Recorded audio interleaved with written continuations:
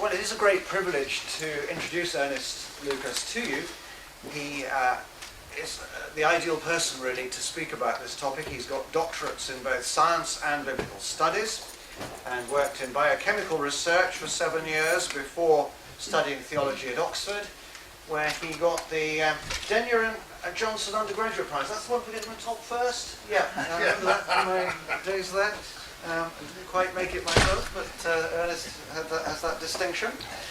After being a minister in Baptist churches in Durham and Liverpool, he's been involved in theological education now for 20 years. And I first met Ernest when he was director of the London Institute for Contemporary Christianity, and since then he's moved to the Bristol Baptist College. He's gained a number of awards from the Templeton Foundation for his course and for a couple of papers that he's written. And as I say, he's author of this book, which I would thoroughly recommend. It's at the bargain basement price of £5 on our bookstore. Thank you for that introduction. Well, Michael Roos, in his lecture, and then Ron Numbers in his, both made the point that understanding the Bible has been a key issue in the rise and the continuance of creationism. And that's certainly been my experience. I first came across what you might call aggressive creationism when I went to work as a researcher in the biochemistry department at a medical school at the University of North Carolina, Chapel Hill. Dennis and I first met in the mid-60s when we were both undergraduate scientists in Oxford, and looking back on that period, both of us has commented how there was no real heated debate certainly in England at that time. We both did science degrees, and the issue of evolution and creation wasn't a major issue. I remember there was a small organisation called the Evolution Protest Movement in those days, which published occasional pamphlets, and I certainly read Whitcomb and Morris's book, The Flood, in the mid-60s, but it never seemed to raise a controversy at that time. It was a very different ball game in North Carolina in the early 70s. And in order to find out, try and understand what was going on, I bought the literature of the Institute of Creation Research. I even corresponded by letter with some of their more senior members and tried to understand what was going on here. And when I came back to England, I continued to take the literature for a while to try to understand it. And I've dialogued and debated with creationists over the last 35 years or so in various forums. And increasingly, I came to feel that the fundamental issue was this one of how do you understand the Bible? Because for many of them, you could argue for hours about the science, but it seemed to be what was really driving their commitment was they wanted a loyalty to Scripture as they understood it. And that was a kind of bottom line and was controlling everything else that was going on. So I'm very pleased to speak in any forum like this on this particular issue when we're talking about God, biology, evolution, creation, and so on. And one of the things that has struck me when dialoguing with creationists is that they very rarely, I've met very few of them, who have a thought out hermeneutic. Ron Numbers mentioned that word hermeneutic, which means interpretation, and methodology in interpretation. It's quite common to find statements like this, which is from Henry Morris's book, A Biblical View of Modern Science. He says, the Scriptures, in fact, do not need to be interpreted at all, for God is well able to say exactly what he means. Now that, of course, smuggles in all kinds of assumptions. It assumes Henry Morris knows what God means by what he has written in Genesis 1 to 3, and in fact that's the definitive interpretation, because it's plainly obvious to Henry Morris what it means. And plainly obvious because he comes at it with his own particular view. And it's basically what one might call literalism of a sort. Literalism of a sort. And actually you find exactly the same if you read Richard Dawkins. In his references to the Bible, he will make statements, I've heard him make statements on the radio, it's in some of his books. Genesis 1 is an alternative scientific account of creation. He never justifies that statement. He just makes that statement time and time again. And as far as I know, he's got no skill in hermeneutics and has never bothered to develop any. Now, what biblical scholars like myself do in hermeneutics is not something that's special to biblical studies. Hermeneutics is an art form of science, if you want to call it. People sometimes talk about the science of hermeneutics, but it's a study of the methodology of how you understand texts, primarily. It can apply to spoken language and so on. But it's a discipline in itself, which certainly goes back to the Renaissance and probably earlier, well, it does go back earlier to Aristotle and so on. People have said, how do you know what a text is saying? How do you know the right way to read a text?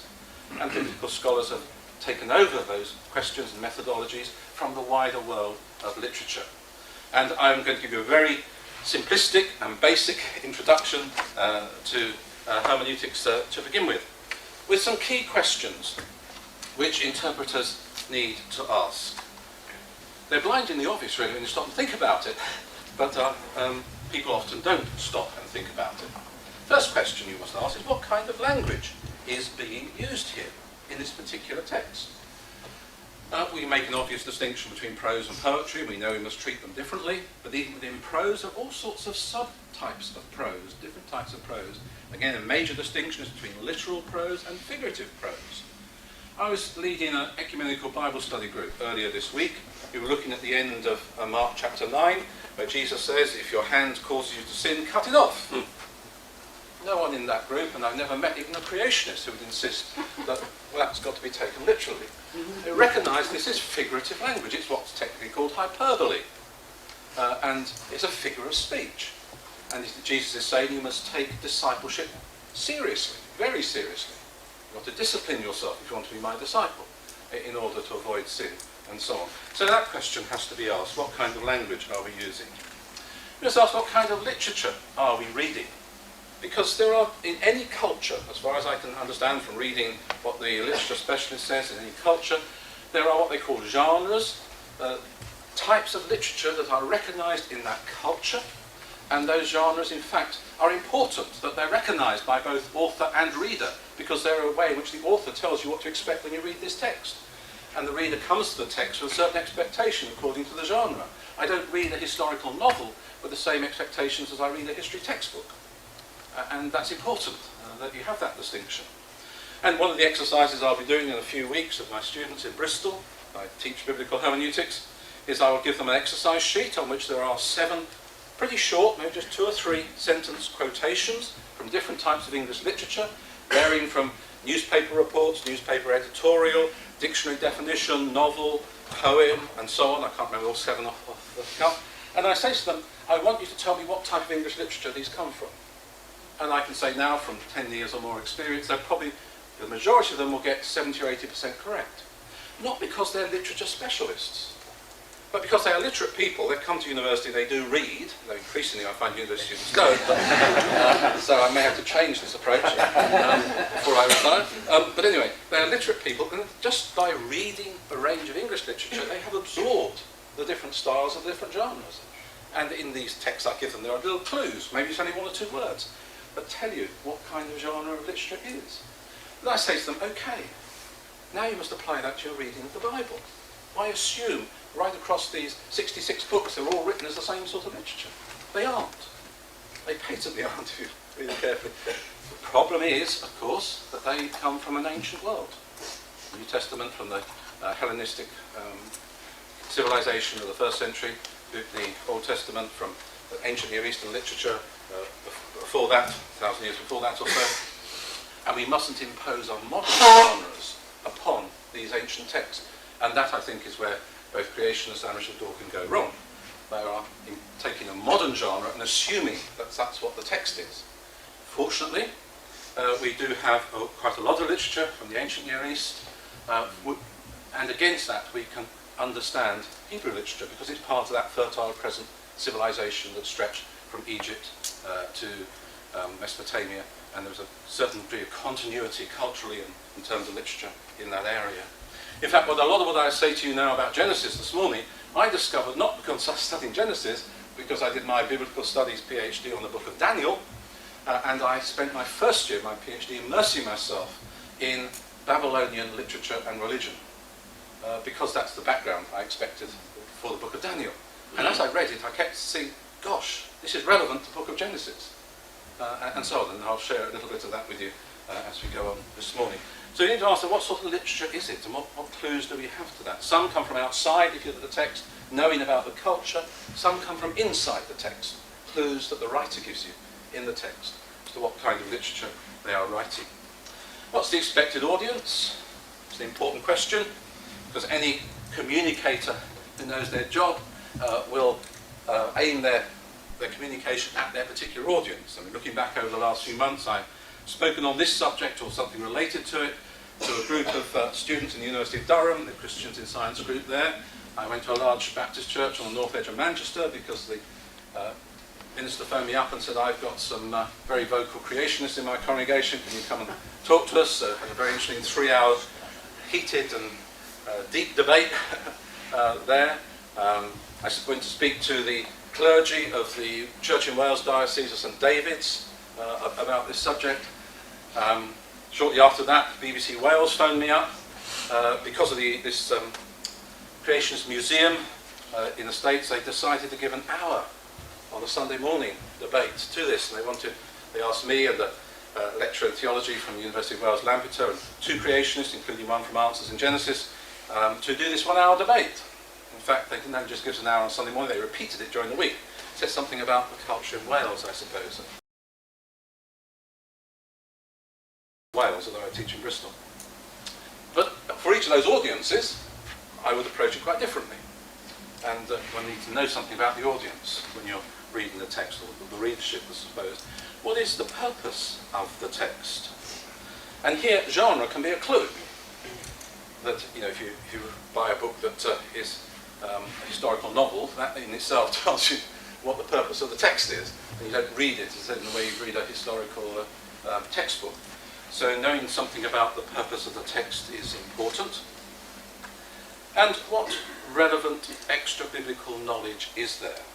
What knowledge is there from outside the text that legitimately you can bring to this text? And this calls for some humility from scholars, scientists as well as biblical scholars. But some of you know, I think it's already been referred to during this course. One of the biblical texts that was thrown at Galileo was Psalm 93 verse 1. The Lord is king, he's robed in majesty, the Lord is robed, he's girded with strength. He has established the world, it shall never be moved. Aye, the earth does not spin on its axis and it doesn't go around the sun. That's how that was read. But in the face of well, in fact, if you, according to Stillman Drake, who's one of the great scholars about Galileo, and he says that Cardinal Bellarmine said to Galileo in 1616, if you can provide us with incontrovertible evidence that the earth moves, we will have to rethink our interpretation of the text. Now at that point, Galileo couldn't. It wasn't until the mid-19th century that astronomical instruments were accurate enough to measure the parallax, the annual parallax of nearby stars, showing that the earth must be moving. But Cardinal Bellarmine was at least open to reinterpreting the text in the light of evidence.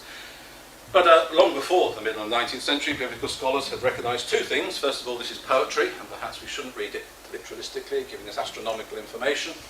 And secondly, they did what they should have done in the first place. They didn't just take the text out of context, they read the following verse, which says, your throne is established from of old, you are from everlasting. Same Hebrew verb for established. It's clearly not making any statement about the physical movement of God's throne. It is talking about the permanence of God's throne, if you like, throughout time.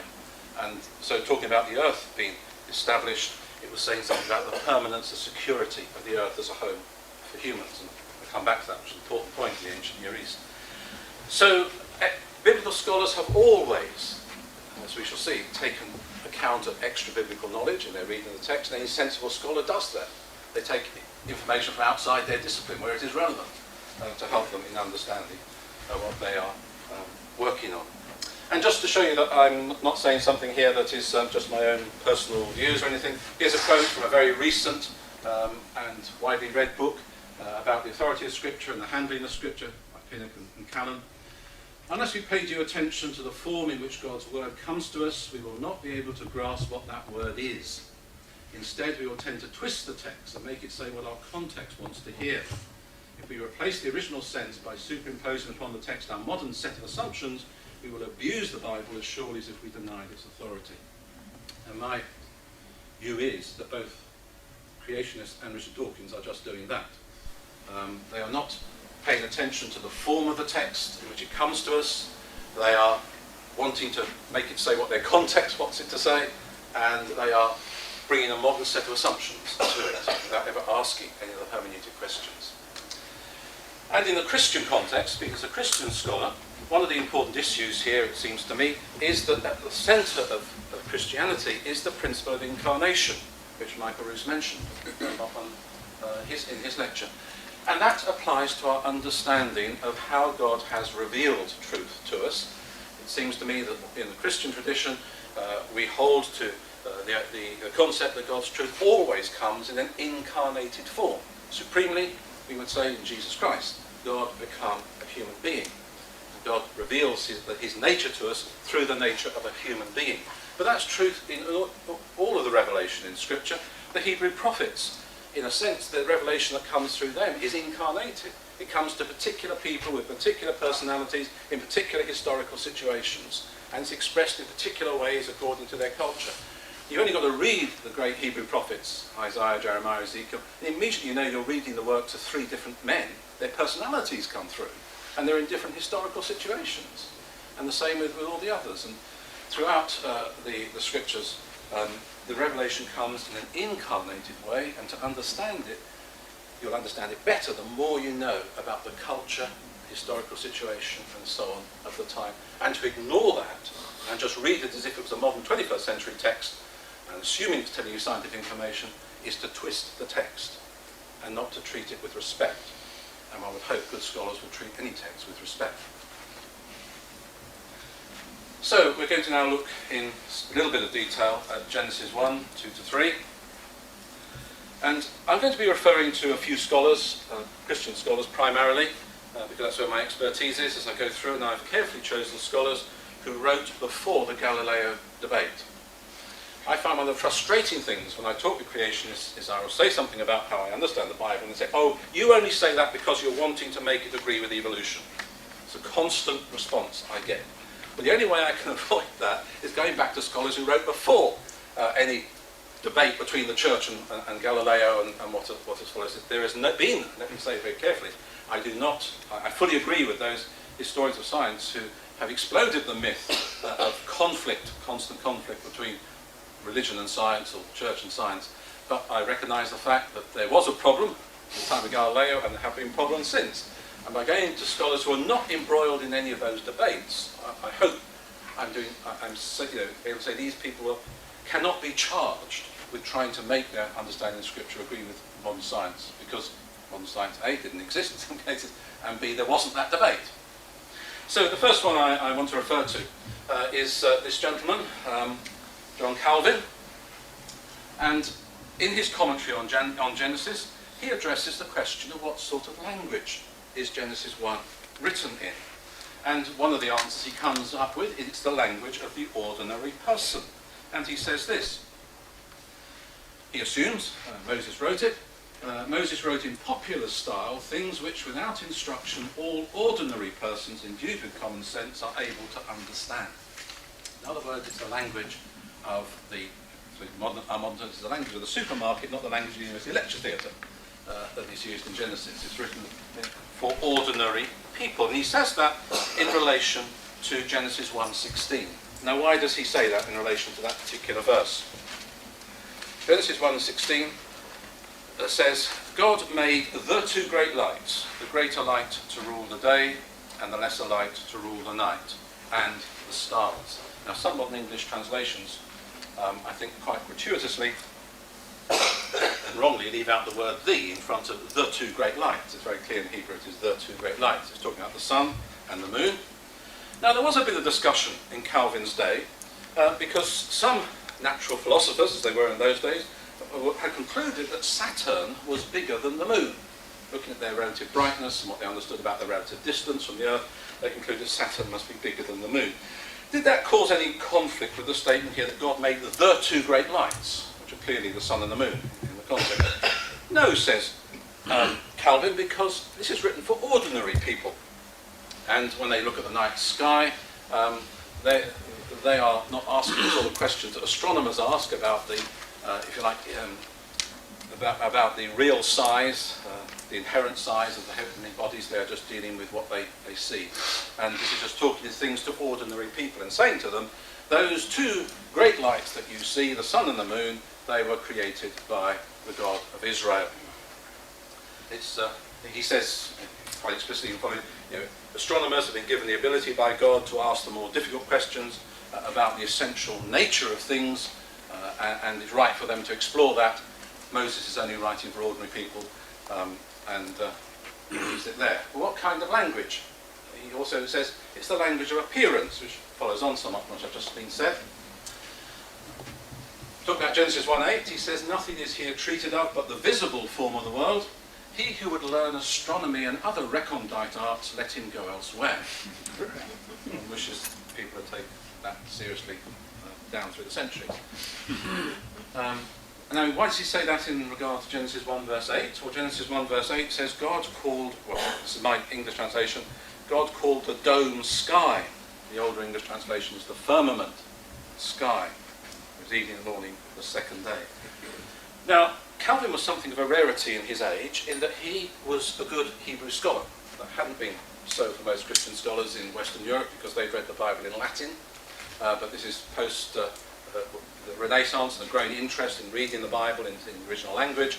Calvin had gone to learn Hebrew from the Jewish rabbis, and he was well aware that the Hebrew word that's used here, which the older English version translates as firmament, the word rokiak, implies something that is beaten out metal. Hence the translation I was using, which uses the word dome. And it gives the implication that the sky is made of beaten out metal. Is that a problem? Well, it wasn't to Calvin, because he says this is about the visible form of the world, that the sky does look like a dome, if you look around at it. And if, like me, you've been in Israel in August, in a hot, very hot summer's day after a long dry period, the sky does look more metallic than blue. In fact, it's a phrase you find in the Hebrew Bible, the heavens were as brass. The phrase you'll find there, because it does look like that sometimes. And this is the language of appearance. It's saying, that sky that is over you, God made it. That's all it is saying. It's not making a meteorological or astrological, astronomical statement at all. It's just the language of appearance. Well, let's move on to the next question. What kind of literature do we have here? Now, here's a quotation from a Christian scholar writing around about 220. So we're back in the early 3rd century.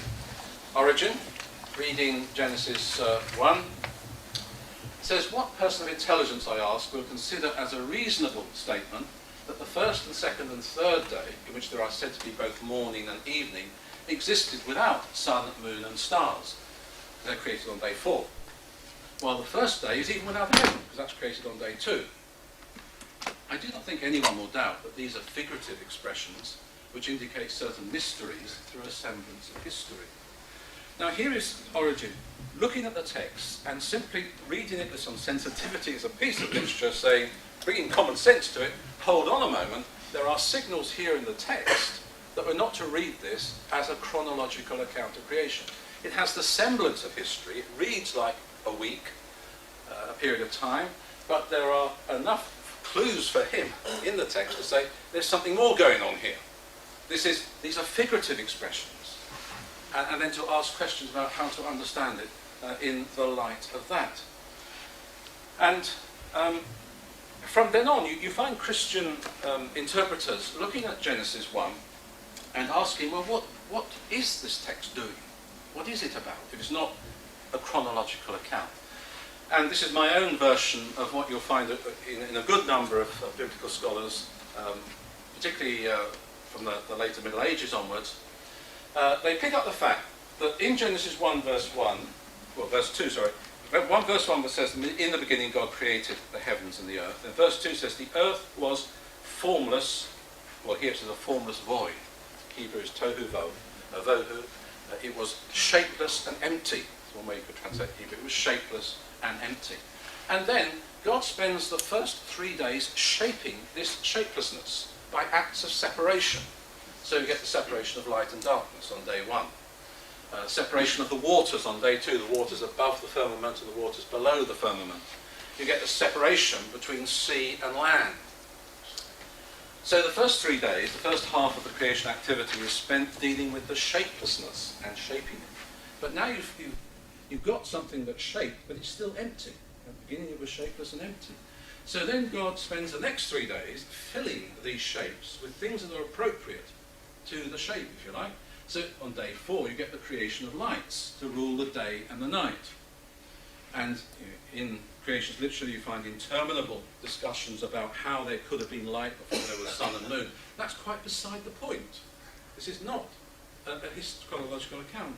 It is saying something about the way, the nature of this creation. It's an ordered and planned and patterned creation. And if you like, this is a logical presentation of it, not a chronological presentation of it. And on day 5 you get the creation of the birds because they fly in the waters above, in the clouds, and the fishes because they swim in the waters below, seas and rivers. And then you get the creation of animals and humans who live on the land and eat the vegetation that grows on the land. I'm no expert at all in Jewish scholarship, but I have come across one Jewish commentator, one of the greatest Jewish commentators, Rashi, 11th century, who takes exactly this sort of approach. He doesn't lay it out in this particular way, but he talks about the fact that you are not to read Genesis 1 as a historical account of creation, but it is telling us about the nature, the form of the creation. And this is what this is saying. And we'll come back in a little while to why this might be important. So the conclusion, there's a long Christian tradition of reading Genesis 1 as a figurative narrative in which God is presented as a worker who's doing a week's work. And at the end of each day of work, God looks at it and he says, that was a good day's work. And at the end of the 6 days, he looks at it and says, now that was a wonderful week's work I have done. Let's have some rest now. But it's all picture language. God depicted as a worker. And the dominant verb used there, God made things, is the verb that's used in Hebrew for an artisan doing their work, a stonemason, a carpenter, or whatever. And God is depicted as the worker, which is why later in the law it can look back to this story and set up a rhythm, a pattern of work and rest, because God has been depicted as a worker, doing 6 days good work and then having a day's rest. I like this quotation from Howard Van Til. Some of you may know him. He's I think retired now from being Professor of Astronomy at Calvin College, Grand Rapids, Michigan, if I remember rightly. And in his book, The Fourth Day, which, like Origin, is picking up on this apparent oddity that you don't get the sun, moon, and stars till day 4, whereas you've got light before, he makes this comment: 20th century Western culture seems to me particularly inept at understanding and using figurative or symbolic literature. We are so accustomed to straightforward, matter-of-fact prose that we expect nearly all writing to be of that form. Scientific writing has made an illegitimate claim of superiority over artistic literature. All I said, that rang bells with me when I read it, because when I moved from science to theology in the mid-1970s, one of the biggest transitions I had to make was just this one, beginning to read literature with sensitivity. I've been so used to reading and writing scientific literature in scientific prose that I had forgotten that you can express truth in other ways, and sometimes more powerfully in other ways, through using symbolic and artistic literature. And one of the things I would say about Genesis 1, when I go to churches quite often, when question time opens, the first question that I'll be asked is, well, is Genesis 1 poetry or prose? To which my answer is, it's not classical Hebrew poetry, but it's not ordinary Hebrew prose either. It has a form that's often called elevated prose. You can see that when you read in English. There's a flow to it, there's a rhythm to it when you read it. It has some of the features of Hebrew poetry, especially parallelism. Now, interesting thing is that in many cultures, that kind of elevated prose is just the sort of language that's used in religious liturgy.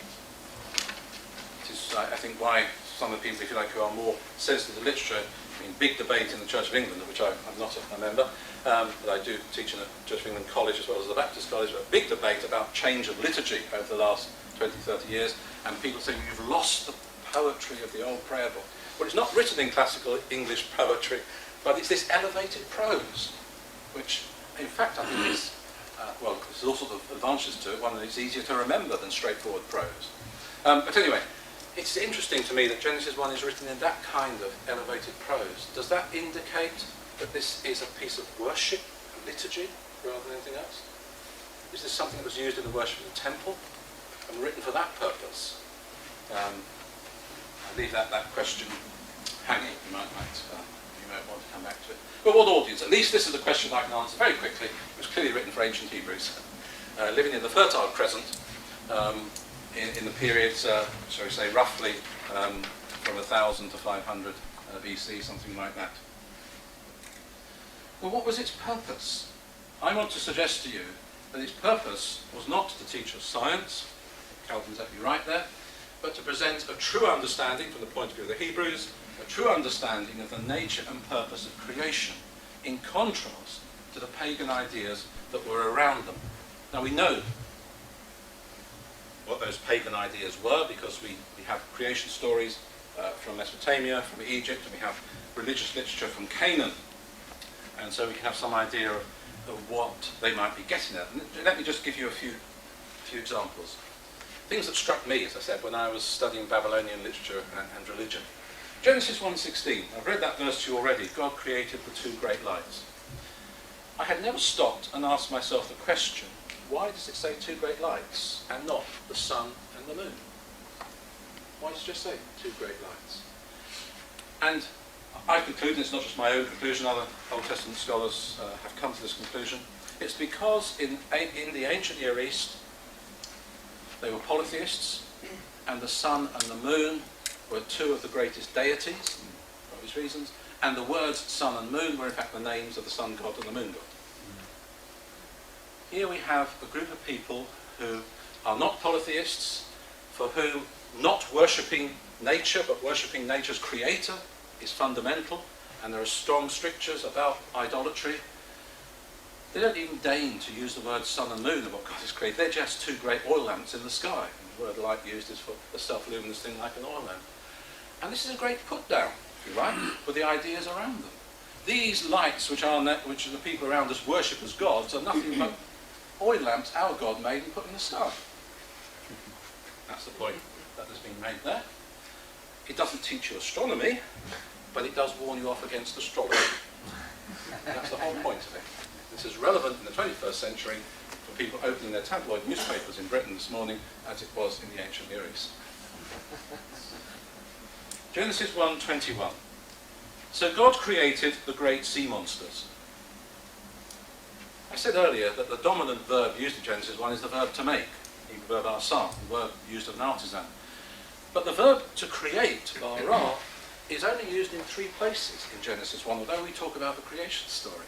It's used in verse 1, in the beginning God created the heavens and the earth. You can expect that if you like, that's the title of the whole thing, the opening sentence. That verb create is used 3 times in verse 27. So God created humankind in his image. In the image of God he created them, male and female he created them. And I would agree with Michael Roos, absolutely right. At the centre of the Judeo-Christian tradition is the fact that humans are special. And that is marked out here by using that verb created 3 times about the making of human beings, and at the centre of it that they are made in the image and likeness of God. The one other place in the story where the verb created is used is so God created the great sea monsters. Why is it used there? Do we build a whole theological cult of worship of the whale on that verse? No, you have to understand the culture of the time. In the ancient Near East, the creation stories in Babylon and in Assyria and going further back probably in Sumeria too, and there are indications, though we haven't a creation story from the Canaanite text, but there are indications there that they might have had the same understanding of creation. Creation begins with the waters of chaos. Matter is, if you like, matter is eternal. It begins with the waters of chaos. And they're sometimes depicted as raging waters. They're quite frequently depicted as great monsters in the waters, chaos monsters. And the creator god, whether it's Ashur or Marduk or Baal, the first thing the creator has to do is to subdue the chaos monsters, to do battle with them and kill the leader. In fact, Marduk creates the heavens and the earth out of the body of Tiamat, the leader of the chaos monsters. Well, what are the Hebrews going to make of this? Genesis 1:21 says, God created the great sea monsters. If there are any monsters of any sort in this world we live in, our God made them. He has not had to battle with them, he's not had to subdue them, he's not had to kill them. We know the Hebrews knew that tradition because we find it in Hebrew poetry, in the Psalms and Job. They knew this tradition of their neighbours around them, but this is a polemical statement against it. If there are any monsters, our God made them and is in control of them. A wonderful verse in Psalm, I think Psalm 104, which is a nature psalm, and it talks about the sea over which ships go, like wagons on roads, and in the sea it says, Leviathan plays around. Now Leviathan is the name in the Canaanite text for one of these chaos monsters, and it kind of depicts a Leviathan as God's pet plastic duck. Nothing more than that. It's a theological point being made in symbolic language. Genesis 1:26, well, that is the statement God saying, let us make humankind in our own image. And I'll come back to this again in a little bit later before I finish. But the important point made here is it is saying all humans are made in the image of God. Now, if you look again at the theology in Egypt or in Mesopotamia, in those understandings, humans are created to be the slaves of the gods. It's quite explicit in the Babylonian story that humans were created simply to have the burden of the gods put upon them, is the phrase that's used. What's the burden of the gods? It's that they shall till the ground to produce the foods the gods need, i.e. the sacrifices. They should make the bricks that the gods need to build their house and build houses with them, i.e. the temples. Humans are there simply as the slaves of the gods. And as far as there is any human being who's an image of the god, it is the king, good for social control. Pharaoh in Egypt, the kings in Babylon, they are, if there is any image of the god in the human, it's in the king. Not so amongst the Hebrews. Every human being is in the image and likeness of God. And the story goes on to say that God gives them the authority to rule. They're not there to be the slave of the god. They are there to work along with the Creator in developing the creation. Okay, extra biblical evidence. Going back to Calvin. In his Institutes of the Christian Religion, he makes this comment. If we hold the Spirit of God to be the only source of truth, we will neither reject nor despise the truth wherever it may reveal itself, lest we offend the Spirit of God. He goes on to say, this applies to the writings of pagan writers and authors as much as to the Christian scholars. So Calvin there is open to say we can't do our biblical interpretation in a hermetically sealed vacuum. We must look at what people have discovered about truth elsewhere, because all truth is God's truth. Calvin had a strong doctrine of the fall. He believed the human mind was tainted by sin and therefore could be misled, but he recognised what he would say a doctrine of God's grace, that God grants his Spirit not just to Christians or Jews, he grants his Spirit to all humans who can have therefore some understanding of truth. And we have to do our biblical interpretation in the light of truth from elsewhere. Well, of course, two things that come at the centre of debate are the Big Bang Theory and the theory of evolution. I'm not going to say anything about the science of those. I just want to give you one quotation with regard to the Big Bang Theory from Paul Davies, who's not a Christian. This is one of his earlier writings. He said this sort of thing time and time again over the last 20 years. Theoretical physicist, cosmologist.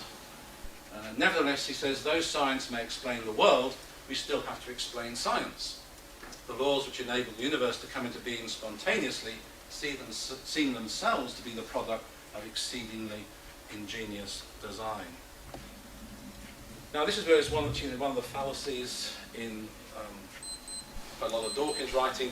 He will claim science explains everything, but the only thing science doesn't explain is the existence of science. Science has to deal with matter and energy. Of course, we know from the E equals mc squared they're interconvertible anyway. But it deals with the world of matter and how matter and energy interact. And any scientific explanation can only be in material terms. That's all science deals with. So as far as you say, how did the world begin? Science can only take you back to some material state. The Big Bang Theory is right, to a quantum vacuum. I'm not a quantum physicist, Francis Collins is, and I hope I get it right. But as I understand the quantum vacuum, it's an energy field which has an average value of 0. But given quantum uncertainty, at any point in that field, the energy can fluctuate, and so you can have a Big Bang. You may have many Big Bangs, hence one of the multiverse theories. But science can only take you back to that quantum vacuum. And it doesn't seem to me that I should listen to Richard Dawkins, who says you must stop there. I can ask the question, why a quantum vacuum? And why a quantum vacuum that produces a world which has the physical constants and the laws such that it can produce complex, self-conscious life?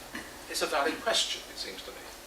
Now you can say, all right, I'm happy with a quantum vacuum, let's leave it there. But I believe there's evidence that makes me ask that question and follow that question through. I should do a quantum vacuum, but it's not my place to pursue that now. Let's move to Genesis 2 and 3, the Garden of Eden story, and ask the same questions that we have asked before. What kind of language are we dealing with?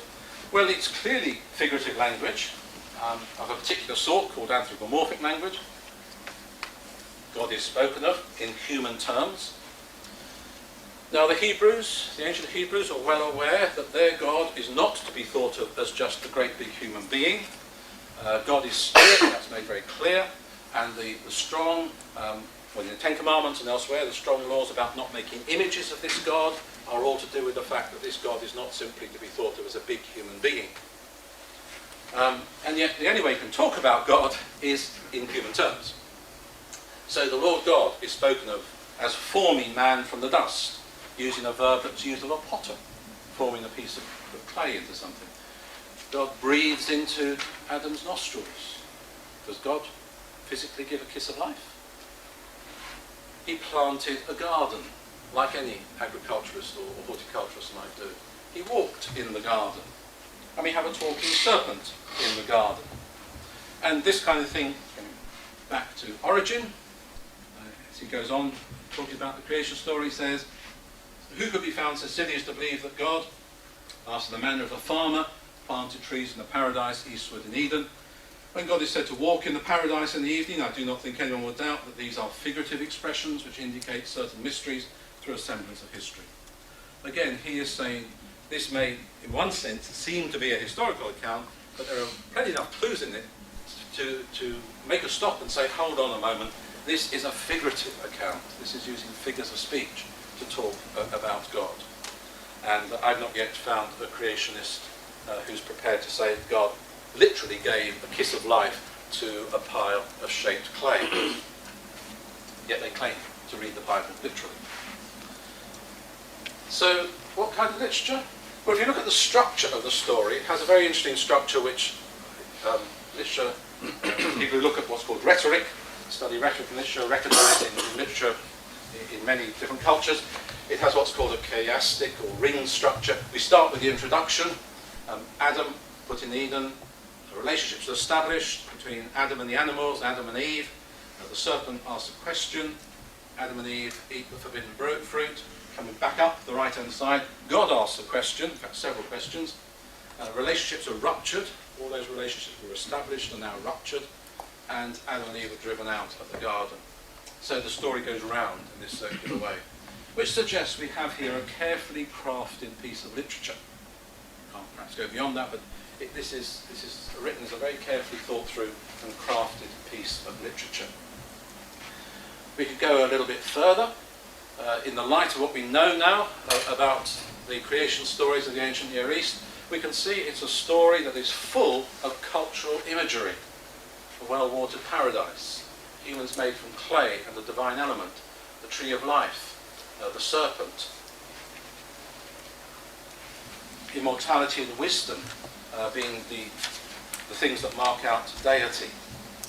You find all those in the literature of the ancient Near East. I haven't time to take in detail, you can question me about this afterwards, you may do so. But for instance, in Num Elish, the Babylonian creation story, in that we have the idea of humans made from clay and the divine element. In that story, it's the blood of a rebel god. I have the idea in the Adapa story that the thing that marks off divinity from humanity is that the divine has the characteristics of immortality and wisdom.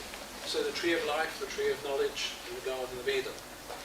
And the Babylonian answer to why humans are not gods is that the gods tricked when he thought he was going to have immortality bestowed upon him, the gods tricked him, so he didn't get it. He had to return to live among everyone in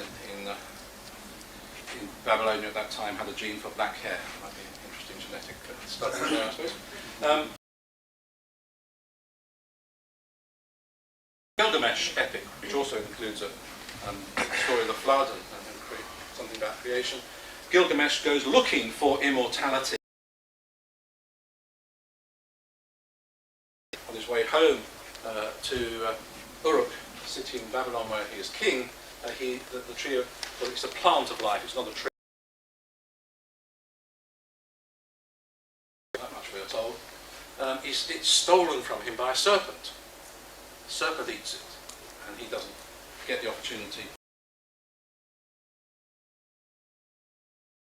Watered paradise is a well-known theme in Babylonian literature for paradise. That it's a well-watered garden. And we find actually some of these symbols used in the book of Revelation.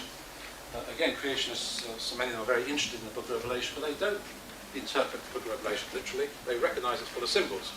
The question is, how do you interpret the symbols? But you find Revelation uses the serpent and the tree of life in a symbolic way. Well, what audience? Again, we're talking about ancient Hebrews. And what's the purpose of the Garden of Eden story? Well, again, I want to say it's to present a true understanding of the nature and purpose of human beings in particular, in contrast to pagan ideas. The story in Genesis 1, if you like, has been the broad picture, the nature of in our terms, planet Earth and cosmos. Chapters 2 and 3 is about the nature of humans. Focuses in on the nature of humans. And coming back to the point that humans are made in the image and the likeness of God. A lot of ink's been spilt on that by theologians and philosophers about what that means, but I think there's a general agreement. One of the things it means is that humans are created to have fellowship with God. Humans can have a special relationship with God that no other creature in creation has. They are to have fellowship with God. As I said earlier, very different from the picture in the surrounding literature that survives. Humans are not God's slaves, but God's stewards. Coming back to that point, I expand a bit on what I said before. In the Babylonian and Assyrian and indeed Sumerian creation story, after the defeat of the battle that takes place between the Creator and the forces of chaos, there are some of the gods who join with the forces of chaos, thinking that they want to be on the winning side, I suppose. But in fact, when the forces of chaos are defeated, these rebel gods are put on earth to provide the other gods with food and drink and build houses for them. But after a lengthy period, you have the first recorded strike in history. They down tools and say, well, we are gods too, why should we have to do this? And then the god of wisdom, Ea, has a wonderful idea. I will create human beings and put the burden of the gods upon them. So it's very clear that the humans are created simply to be the slaves of the gods. And in the biblical story, the human plight is the result of sin. I may jump forward a little bit in the story. In the Babylonian story of the flood, the reason why there is a flood is humans are so noisy that the chief gods can't get any sleep. Any of us who had children can sympathise with that. Had my grandson staying with me for a few days before he came here. He's 11 months old. So it is purely the fact that gods can't sleep. They get irritated with these human beings and decide they want to depopulate the earth so it gets them quiet. That's not the basis of the story in the Hebrew tradition. It's because of human disobedience. And violence fills the earth. And violence is wrong. It's a moral issue with regard to the story in the biblical situation. And this does touch on the question last night about Satan in the Judeo-Christian tradition. In the Judeo-Christian tradition, there is a recognition that there is a force of evil at work. There are not two gods, as in Manichaeism or Zoroastrianism. There's not a good god and a bad god. But there is an evil which is the result of something that is created rebelling against its creator. And in recognizing that there is more than a material element to the creation, there is a spiritual element to it as well, that this evil is in the spiritual realm as well. and that there is a power of evil at work, which influences humans, but which humans aren't robots do, can resist. Resist the devil and he will flee from you, as Peter says in the New Testament. Okay, extra biblical evidence, just to remind you of Calvin's comment. Well, let's say something very briefly from a biblical or theological angle of theory of evolution. A quotation from Frederick Temple, which is a reminder that following the publication of The Origin of Species, there was not a uniform Christian reaction condemning it. There were many Christians who had no problem in accepting the theory of evolution. Frederick Temple represents one group of Anglican scholars and theologians who had no problem with it. Interestingly, another group that had no problem with it were the fairly strong Calvinists, who had a strong view of God's sovereignty. And having said, well, we believe God is sovereign over history, they had no problem saying God is sovereign over nature. And if there's a process in nature, just as there's a process in history, God can be sovereign over that process. And they had no difficulty with accepting that idea. And again, if you read the fundamentals, the two papers in there, one of them was mentioned earlier by Wright, there's another one by Orr, if I remember rightly. I think it may be Orr who said what he is against is atheistic Darwinism, but he was quite happy to accept the idea of evolution if it's under the sovereignty of God. So Temple makes this comment: what is touched by evolution is not the evidence of design, but the mode in which the design was executed. Certainly in England anyway, the argument from design following Paley in the first part of the 19th century have been a major type of Christian apologetic, and one of the problems people had with the Darwin's theory was it seemed to kick the legs from under it. Well, David Hume had done that even before Paley expressed it, but many people seem to ignore that. But anyway, Temple's response is here, what is touched by evolution is not the evidence of design, but the mode in which the design was executed. In the one case, i.e. the traditional 19th century Christian argument on design, the Creator made animals at once such as they are now. In the other case, if Darwin's theory is right, he impressed on matter such inherent powers that in the ordinary course of time, living creatures such as the present were developed.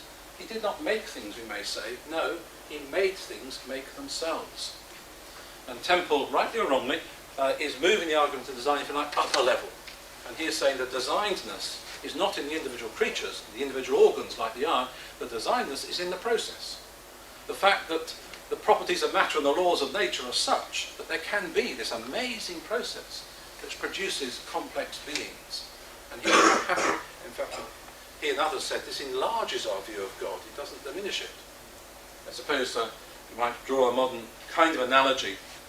If you go to the field of robotics, if you've ever been into a modern industrial plant and you've seen the robots that they have there doing jobs which generation ago were all required human labour and manipulation, these amazing robots that can put cars together and do all sorts of other things. You see them in your laboratories as you do your recombinant DNA work and so on. No work for so many postgraduate students anymore. Well, suppose a scientist or a roboticist created a robot which had the ability to design and create more complex robots. You wouldn't say that demeans the scientist. You say, what an amazing scientist that person is to be able to design robots that have the fuzzy logic and all else that may be needed to design other robots that do more complex tasks. And that's the way it seems to me Frederick Temple was thinking. Let's jump back 1,500 or more years to St. Augustine, who's been mentioned before. In his commentary on the literal meaning of Genesis, he says, we must picture the world when God made all things together as having had all things together which were made in it and with it when day was made. This includes not only heaven with sun, moon, stars, but includes also the beings which water and earth produced in potency and in their causes before they came forth in the course of time as they have become known to us in the works God has now produced. Let's unpack that. What he's saying here is he's understanding the creation as recorded in Genesis 1 as, if you like, having two kinds of creative activity. One is those things that were brought into being instantaneously, sun, moon, stars, etc. But, he is saying, there are other beings which were produced in potency. impossibility in the earth, air and water. And here he is taking seriously the statement that God said, let there be, let the earth bring forth, let the waters bring forth. And he is understanding that in a way which is quite legitimate in terms of the Hebrew verb form that's used. It's called a yusiv. Haven't anything quite like it in English. I think the other language represented here, so it's difficult sometimes to explain this to people, the different nuance. But a yusiv can be understood as giving permission. And that is how Augustine is understanding. It's not only Augustine, you also find Basil of Caesarea, Gregory of Nyssa, they also understand it this way. That when God said to the earth and to the waters, let the earth bring forth, it wasn't a command which was immediately fulfilled and that was the end of it. It was giving power to the earth and to the water to bring forth life in different forms over time. And so he goes on to say, some works belong to the invisible days in which he created all things simultaneously. Augustine didn't understand this as a week of 7 days. He understood it as a picture language because God's act of creation is an instantaneous act. It's outside time. The world was created with time, says Augustine, not in time. Time is part of the created order. So the initial act is an instantaneous act. But then other works belong to the days in which he daily fashions whatever evolves in the course of time from what I call the primordial wrappers. Now this isn't strictly Darwin before Darwin, but it is an understanding of God's creative activity as a process, as a historical process, that down through time new things will come into being, out of the potency that God has put there in the water and in the earth. And that was Augustine's way of understanding it. Now, I want to finish just by summarising something.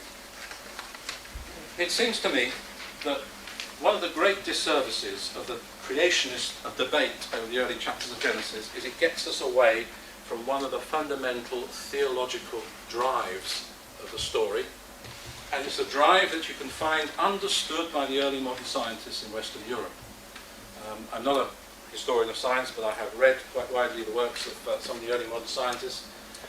And in their works you can see that many of them were driven by a Christian worldview to do their science. And it's a Christian worldview that it seems to me is encapsulated, a Judeo-Christian worldview that's encapsulated in the early chapters of Genesis. We read about a self-existent creator. In the beginning, God. You can ask, where did God come from? Well, from the Judeo-Christian position, that's an illegitimate question. Part of the nature of God is that God is self-existent, and therefore always has been and always will be. We start with a self-existent creator, not a self-existent creation, which is the only other alternative, it seems to me, in the philosophical tradition. Either matter is eternal, or the creator is eternal. A rational creator. This picture language of Genesis 1 is saying this is a planned and an ordered creation that has been made. And it's made by a rational creator. And therefore, the conclusion one can draw from those 3 points is that there are laws of nature. Not the term a Hebrew would ever have used, but it is saying this is a patterned and ordered creation. And interestingly, scholars have argued that the idea of laws of nature is not something that is clearly expressed until the late Middle Ages. And the early scientists or natural philosophers who introduced the ideas of laws of nature do it by analogy with the moral law-giving of the God of the Bible. And a few verses in the Bible, I've written a paper on this in the book that Dennis edited, which is called Can We Be Sure of Anything? You can read it there in detail, the evidence for which I'm saying this. There are a few places, particularly in the Hebrew Bible, which do seem to talk about the law in the physical sense, but primarily it's the moral law. Because by analogy, if God is the moral lawgiver, God can be the physical lawgiver, and therefore there are laws of nature. Humans are made in God's image. Vital point to make, because therefore we can understand the laws. Why should the human mind be able to understand the patterns that are out there in the physical world? It's the question that Eugene Wigner, the philosopher and mathematician, argued. Someone's mentioned the phrase, the unreasonable effectiveness of mathematics. Why is that so?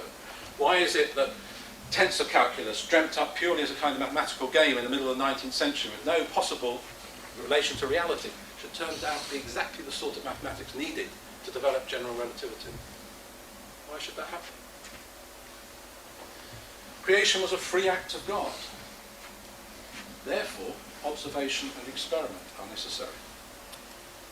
You find amongst the early modern scientists, they rail against the Greek tradition, partial, not found throughout Greek philosophy, the Greek tradition, of the creator being limited by the eternal forms, and that humans can intuit what those forms are, and therefore it's more a matter of sitting down and thinking about it to find out how the world is, for that intuitive spark. But in the Judeo-Christian tradition, you've got to go out there and look, because God was free to do whatever he liked, to create whatever sort of world he wanted to. And to find out what sort of world it is, what sort of laws there are, you've got to go and look. And it's exactly this kind of theology that gave them the motivation and the perseverance to do it. There's a wonderful piece at the end of Kepler's book where he introduces the planetary laws. He spent 5 years working with data given to him by Tycho Brahe to find what geometrical shape fitted the data for the orbit of Mars. He started off with a circle because Aristotle said it must be a circle, and that didn't fit. Now, what kept him going for 5 years? He had no laptop computers. This was all pen and ink type stuff. At the end of it, he says, what kept him going was he believed that geometry was not just something that converged on the mind of man, or in the eyes of man, I think he said. He said, but it is there in the mind of man because it was in the mind of the Creator. Oh God, he said, I am thinking your thoughts after you. That gave him the confidence to spend 5 years on a research project until he cracked the problem. Probably a good place to stop.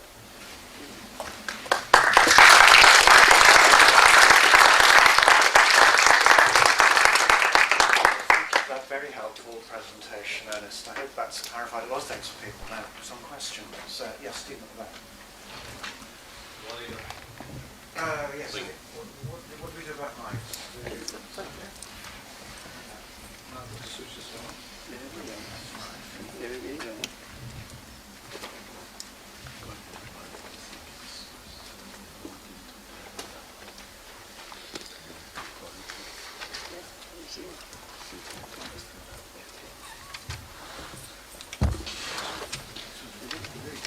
Thank you, Ernest, and compliments for a very reasonable, reasoned and level-headed presentation. It's much appreciated. I won't go on, but I just want to briefly quote something from Ron's article from God and Nature, where he quotes Howard Beale, who pointed out in 1936 that creationists did not always act without provocation in raising the debate. And Beale talks about the controversy being blamed on the intellectual flapperism of irresponsible and poorly informed teachers who delighted in shocking naive students with unsupportable statements about evolution, and quite understandably worrying parents who resent sending their sons and daughters to institutions that bring about a multiple assault on their faith. And I know we've been talking about the documentary hypothesis and the way in which the theological side of the debate brought doubt and a sense of undermining in Christians' minds about what they could rely on in terms of Scripture. Perhaps you'd share now with us about how that journey has continued and the extent to which there are lessons to be learnt and perhaps apologies to be made about the way in which Scripture has been treated and has underlain where we've got to. Well, I take out of that you're talking primarily about the rise of the documentary hypothesis in the 19th century and its impact, particularly on people's view of the Old Testament. I think certainly we know this in science. When someone gets a new idea or a new methodology, they will pursue it as hard as they can, and they will be sometimes very arrogant about it. If I found the truth, and the rest of you are all overnighter scientists who don't really understand things properly, etc. And the same happens in all other disciplines. And there certainly was a degree of arrogance, and indeed, perhaps to some people, a desire to shock in the development of Old Testament studies, particularly documentary hypothesis. By the way, that is the view, the argument that the first 5 books of the Bible weren't written, if you like, as one piece, but whoever wrote them put together different sources. And documentary hypothesis was an attempt to find what those sources were, and in its simplest classical view, it came up with 4 sources called JEDP for various reasons. And also the discovery of some of the material from the ancient Near East that I've talked about, such as the Babylonian creation story found by G.A. Smith from the British Museum, was taken up by some scholars to say, the Bible, the Old Testament creation story, is simply a rewriting of the Babylonian story, and there's nothing unique about it, and so on. Well, these were very quick comments made, in fact, before anyone had really read the whole Babylonian story, because you find these tablets, they're broken, they have to be put together like a jigsaw puzzle. People's understanding of the Akkadian language and so on has developed.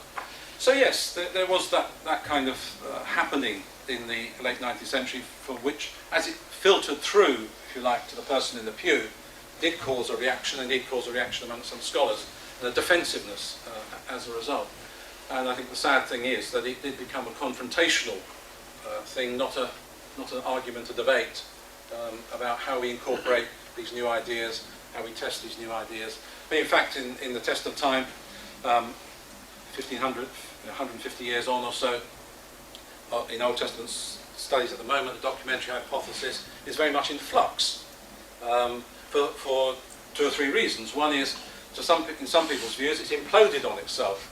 As people looked for sources, they multiplied sources, and you get the kind of situation where you've got multiplied hypotheses way beyond the evidence for them. And people said, well, if the scholars after 150 years can't agree on the sources, I think there's still general agreement probably about J, P and D, but whether E existed and what, etc. is much debated. But people said this methodology clearly hasn't produced a clear-cut conclusion after 150 years, so maybe there's something wrong with the methodology. Old Testament scholars haven't rejected the idea that sources were used, but they are revising their understanding of what those sources might have been, or how we might identify the sources. That's the second area that has led to it becoming in flux, is the methodology used from 2 points of view. At the time that you were at the height of the documentary hypothesis, Old Testament scholars were taking methodology used by folklorists in northwestern Europe to study things like the Icelandic sagas and the Nordic sagas, and what understanding had come out of that, of primarily oral culture, in which things were passed along by the bards singing, and so on. Then it came to be written down, and they applied that to try and understand what might have happened in the ancient Near East in the Fertile Crescent. And 20, 30 years ago, scholars started asking the question, is that legitimate? How can you take a methodology which might have been valid in a completely different culture 1,500, 2,000 years later and apply it to the ancient Near East? Where's your control? How do you know this is a valid methodology to use? And there's been a lot of questions raised by that. And the other question that's been raised is that people have looked at some of the criteria used to discern sources and have said, hold on a moment, those criteria, some of those criteria, some of those features of the literature you refer to, those are exactly the sort of things that a good writer sometimes uses for rhetorical effect. And so some of the things, changes of style and so on that are used, maybe they're not evidence of a source, maybe they're evidence of a rhetorical effect that the writer is deliberately seeking to use. So the whole thing is up in the air at the moment. I mean, as I said, I think when it comes down again, we will still have a belief, and I think there's reasons for it, to say there are sources. I think there are some changes of style, changes of vocabulary and so on, that are of such a nature that one has to conclude different sources lie behind this. But I think there's now much greater humility about saying whether we can delineate what these sources were and say how they were used. I think I've said enough on that subject. Well, it's a very interesting topic which could be pursued, I'm sure. Yeah, sure. Actually, it's a question which is a sequel to what the gentleman asked. There is a popular belief in the community that the first 11 chapters of Genesis were added later, probably, or compiled later, probably during the Babylonian exile period. That's why there's a lot of similarity. And the bits that were known to the Hebrews. Anyway, it was more like an oral tradition. A lot of things were not compiled at least much later. So the stories that were known for the Hebrews were from Abraham onwards, and the bits before all the flood story and story were added during that period. So how far is it accepted in the Bible? Well, it's tempting to say that it was whilst the Israelites, or the Judeans, in fact the Judeans were in Babylon in the exile, that they came across this, or they came to know this Babylonian material, and they had to respond to it. And that's one way of understanding it. I don't see there's anything, there's a problem to me as a Christian that in the situation of the exile, these Judeans who are living next door to Babylonians, reading their literature, seeing their religious ceremonies and all that, say, what do we make of this?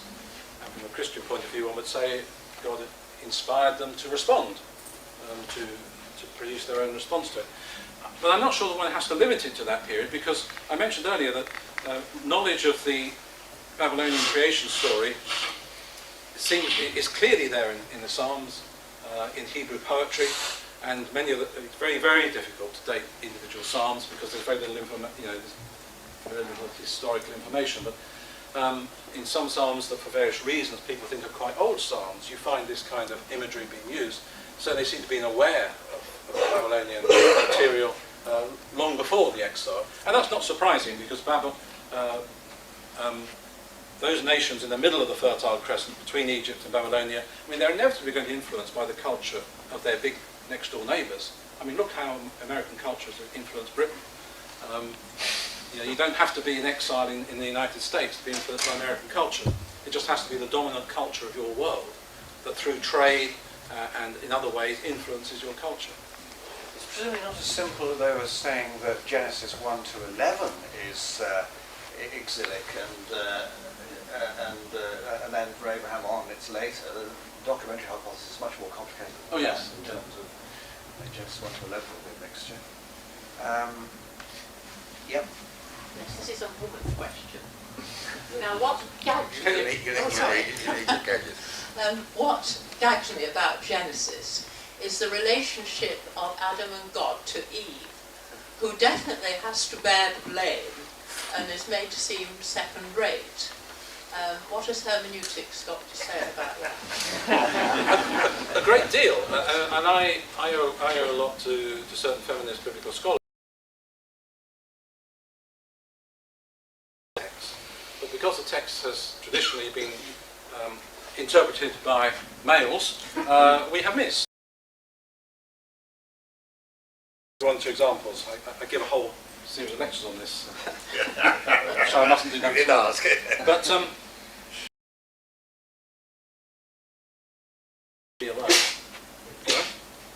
Genesis chapter 2, verse 18. This is man-male man. Well, the word Adam is like the word anthropos in Greek. It's better translated humankind. The problem is in our English translation, not in the Hebrew. Okay?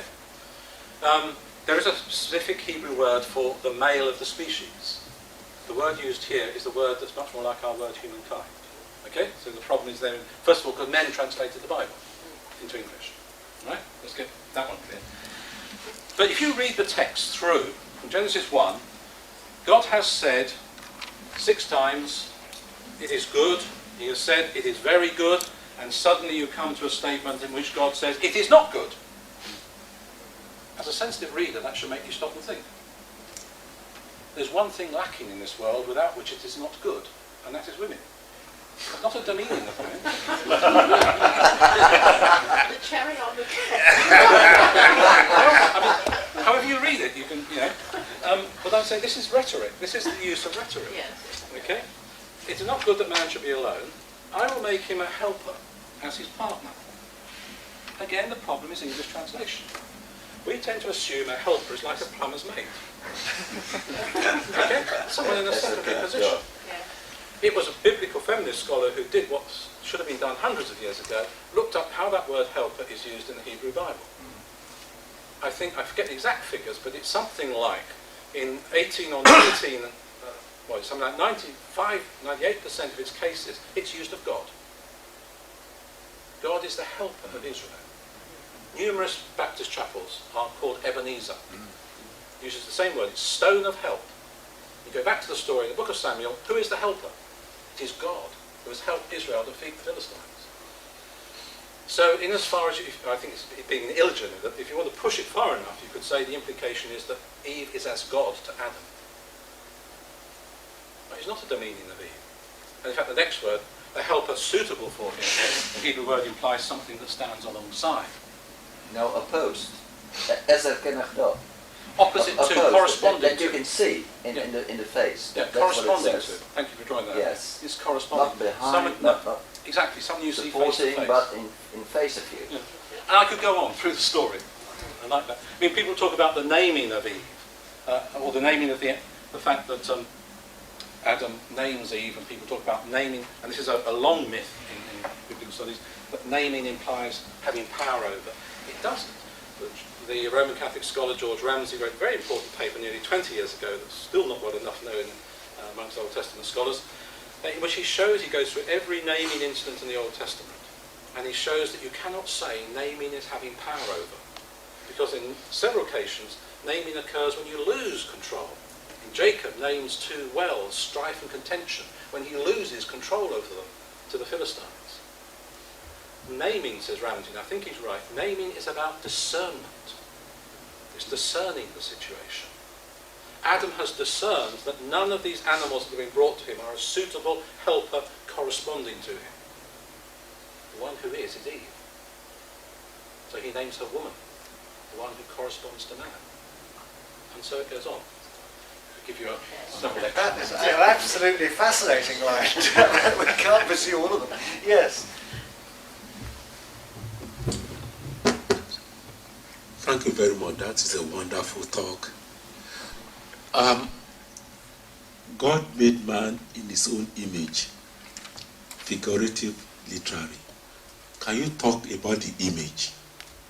I'm happy to do that. So much ink has been spilt on this, so you'll get my spin on it in just a few minutes, and that's only, it's a very, very limited.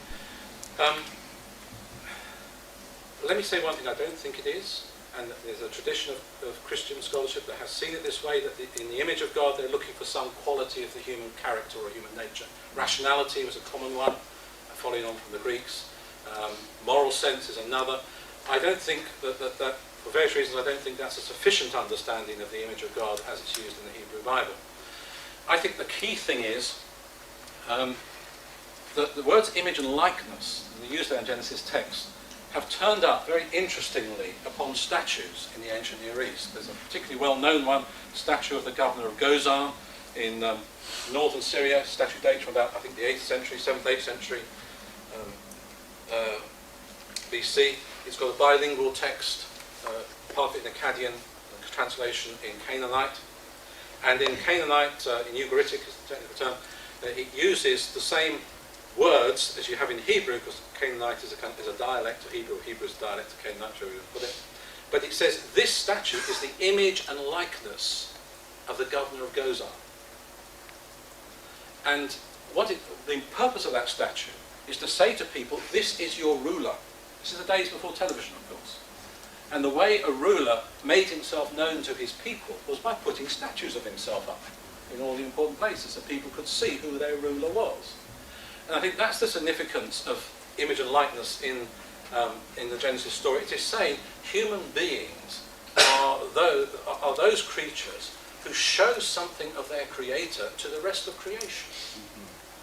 Now you can debate for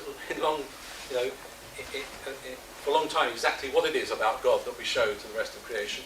I think the clue comes in being given dominion. The clue comes in being able to have a relationship with God. I think that, all those are clues. But then I link that with the Ten Commandments. You shall not make an image of me. Why? Because there's only one licensed image of the Creator on earth, and that's humankind. And to make images of other creatures and worship them is not just an affront to God. Equally importantly, it dehumanises humans. And doesn't it? I mean, if you worship money, materialism becomes your God. You start treating other people as less than human. And so it goes on. There's profound moral and theological messages here in these opening chapters of Genesis. You get beyond the argument of whether it's about geology or whatever. Precisely, thank you. Francis.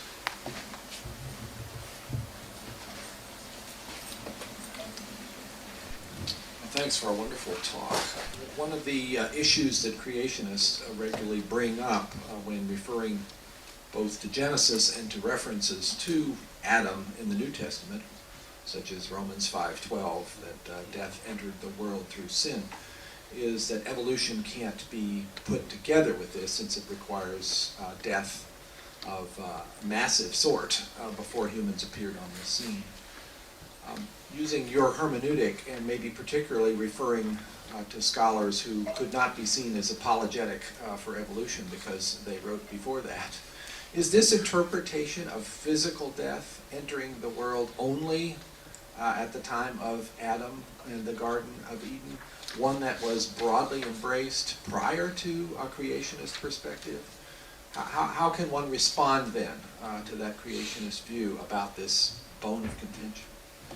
Well, you mentioned going back to scholars before the modern debate. Well, let's go back to Calvin. Very interestingly, commenting on the third day of creation, where God creates the plants, and then later on he gives the plants to humans and animals to eat. Calvin makes the comment, why on earth would they need plants if they weren't going to die if they didn't eat them? And he assumes that the giving of plants, and indeed the giving of food, to humans and to animals implies that humans and animals are not inherently immortal. You may question his hermeneutic, but it's interesting to hear someone who comes to that conclusion.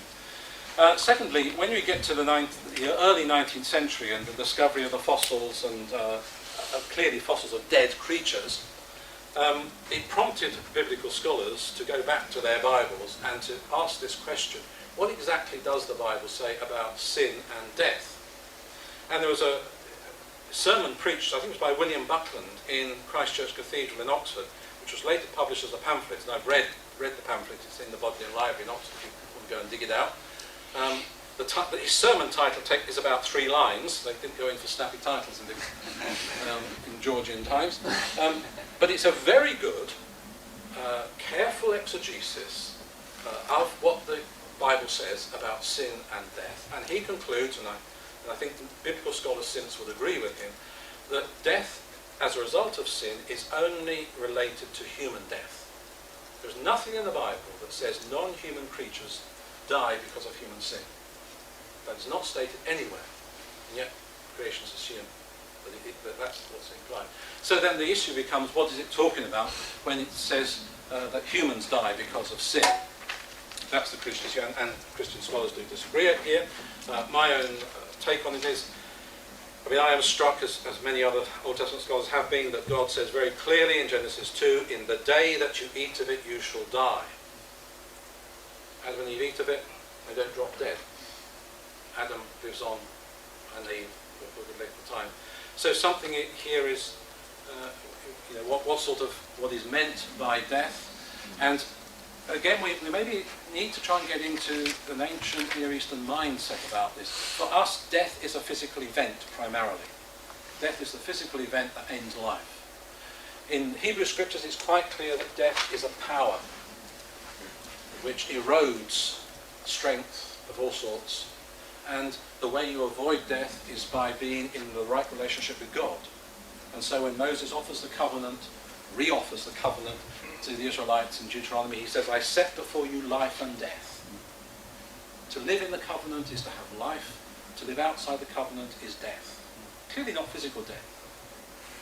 It is much more complex than that. If you want to say it's talking primarily about spiritual death, that is one way of putting it, which I would basically agree with, but I think it's a simplification. But the key thing is that their relationship with their Creator is ruptured. And to live without a proper relationship with your Creator is to be in death. And that one aspect of that is you will die physically, but in the Old Testament, to die of a good old age and to be buried in the tombs of your fathers is not something to grieve about. That's the natural end of life. It's part of it. What is far worse is to live a life out of relationship with your Creator. That is death. Thank you.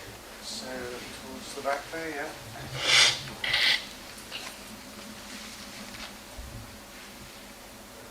I was wondering if you'd like to comment on the fact that there are 2 creation stories, and perhaps it suggests that when the redactor or editor put them together, one wasn't sufficient, and so a second one was needed.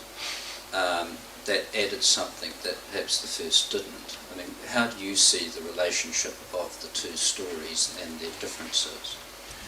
Well, I'm quite relaxed that there are two different sources here. I think there's such a difference in style of narrative between Genesis 1 to 2, verse 4 or 3, and what follows. And that we have two views of creation, two takes on creation, looking at it from different angles. I hinted at that in what I was saying in my talk, that Genesis 1 takes the broad view, the structure of the cosmos, and the main concern there is combating pagan ideas that the fundamental reality is chaos. That's the fundamental reality. And the Babylonian creation story, as far as we understand, was probably reenacted every year. And that reenaction was a part of re-establishing order. And it was great that if the king couldn't be there to do that, everyone's going to have a bad year.